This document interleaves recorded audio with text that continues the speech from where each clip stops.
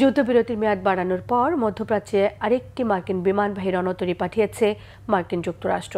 সরাসরি হামলার ইঙ্গিত না দিলেও ইরানের সময় ফুরিয়ে আসছে বলে হুমকি দিয়েছেন দেশটির প্রেসিডেন্ট ডোনাল্ড ট্রাম্প। এদিকে ইরানে নতুন করে হামলা চালাতে যুক্তরাষ্ট্রের সবুজ সংকেতের অপেক্ষায় ইসরায়েল। ইরানও প্রস্তুত রয়েছে সম্ভাব্য হামলা প্রতিরোধের জন্য। আর হরমুজ প্রণালীতে যুক্তরাষ্ট্রের অবরোধকে বুড়ো আঙ্গুল দেখিয়ে নিরাপদে বন্দরে পৌঁছেছে ইরানের একটি পণ্যবাহী জাহাজ। সানজিদা ইসলাম তন্নির ডেস্ক রিপোর্ট। যুদ্ধবিরতির মেয়াদ বাড়ানোর পর এবার ইরানের বিরুদ্ধে পারমাণবিক অস্ত্র ব্যবহারের পরিকল্পনা নাকচ করলেন মার্কিন প্রেসিডেন্ট ডোনাল্ড ট্রাম্প। কোনো অবস্থাতেই পরমাণু ব্যবহার করা উচিত নয় বলেও মন্তব্য করেছেন তিনি। শুধু তাই নয়, যুক্তরাষ্ট্রের জন্য উপযুক্ত ও লাভজনক একটি চুক্তির পরিবেশ তৈরি না হওয়া পর্যন্ত ইরানের সাথে সমঝোতায় যাবে না ঘোষণা দিলেও নতুন করে হামলা শুরু করবেন কিনা সে বিষয়ে কোনো ইঙ্গিতও দেননি। ইরানের বিরুদ্ধে একের পর এক কঠোর পদক্ষেপ নেয়ার হুমকি দেওয়া ট্রাম্প কি এবার চাপে পড়ে সুর নরম করছেন? যে কোনো উপায়ে কি শেষ করতে চাইছেন যুদ্ধ, নাকি ছক কষছেন ইরানের ওপর আরও বড় আঘাতের? ডোনাল্ড ট্রাম্প পারমাণবিক অস্ত্র ব্যবহারের পরিকল্পনা থেকে সরে আসলেও মধ্যপ্রাচ্যে পৌঁছেছে আরও একটি মার্কিন বিমানবাহী রণতরী জর্জ H.W. বুশ। রণতরীটি যুক্তরাষ্ট্রের সেন্ট্রাল কমান্ডের দায়িত্বপূর্ণ এলাকায় প্রবেশ করেছে। সামাজিক মাধ্যমে একটি ছবি প্রকাশ করে এ তথ্য নিশ্চিত করেছে মার্কিন সেন্টকম। ইরানের সাথে স্থায়ী শান্তি চুক্তির বিষয়ে তাড়াহুড়ো করতে চান না জানিয়ে ট্রাম্প দাবি করেন, চুক্তি করার জন্য যুক্তরাষ্ট্রের হাতে অফুরন্ত সময় থাকলেও ফুরিয়ে আসছে ইরানের সময়।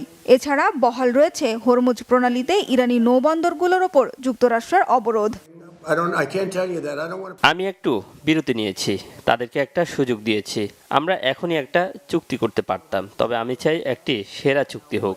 আমি তার জন্য কোনো সময়সীমা দিতে চাই না। এটা খুব শিগগিরই হয়ে যাবে, কারণ হরমুজ প্রণালী বন্ধ থাকায় ইরান বড় ধরনের ক্ষতির মুখে পড়েছে। যুক্তরাষ্ট্রের পক্ষ থেকে যুদ্ধ শুরুর বিষয়ে কোনো ইঙ্গিত না পাওয়া গেলেও ইরানে নতুন করে হামলা চালানোর জন্য মার্কিন প্রেসিডেন্ট ডোনাল্ড ট্রাম্পের সবুজ সংকেতের জন্য অপেক্ষা করছে ইসরায়েল। ইরানে বিদ্যুৎ ও জ্বালানি কেন্দ্রেও হামলার পরিকল্পনার কথা জানিয়েছে ইসরায়েলি প্রতিরক্ষা মন্ত্রী ইসরায়েল কাটজ। ইসরায়েল ইরানের বিরুদ্ধে আবারও যুদ্ধ শুরু করতে প্রস্তুত। সবার আগে খামেনির রাজবংশ নির্মূল করতে যুক্তরাষ্ট্রের সবুজ সংকেতের অপেক্ষা করছে আমাদের সেনারা। আমাদের লক্ষ্য প্রধান জ্বালানি ও বিদ্যুৎ কেন্দ্রগুলো উড়িয়ে দিয়ে ইরানকে অন্ধকার ও প্রস্তর যুগে ফিরিয়ে নিয়ে যাওয়ায়। ইসরায়েলের হুমকির পাল্টা জবাব দিয়েছে ইরানও। দেশটির তেল ক্ষেত্রগুলোতে হামলা হলে যুক্তরাষ্ট্রকেও সমপরিমাণ পাল্টা জবাব দেওয়ার হুঁশিয়ারি দিয়েছেন ভাইস প্রেসিডেন্ট ইসমাইল সাকাব ইসফাহানি। ইরানের ওপর সম্ভাব্য হামলার মুখে জাতিগত ঐক্যের বার্তা দিয়েছেন প্রেসিডেন্ট মাসুদ পেজেশকিয়ান, পররাষ্ট্রমন্ত্রী আব্বাস আরাকচি ও পার্লামেন্টের স্পিকার বাগের গালিবাফ। এদিকে হরমুজ প্রণালীতে অপ্রতিরোধ্য ইরান। ওমান সাগরে যুক্তরাষ্ট্রের সব প্রচেষ্টা ব্যর্থ করে অবরুদ্ধ হরমুজ পাড়ি দিয়ে নিরাপদে বন্দরে পৌঁছেছে ইরানের একটি পণ্যবাহী জাহাজ। ইরানের আধা সরকারি সংবাদ সংস্থা ফার্স নিউজ জানিয়েছে, চালবাহী জাহাজটিকে পাহারা দিয়ে বন্দরে পৌঁছে দিয়েছে ইরানের ইসলামী বিপ্লবী গার্ড বাহিনীর নৌ ইউনিট।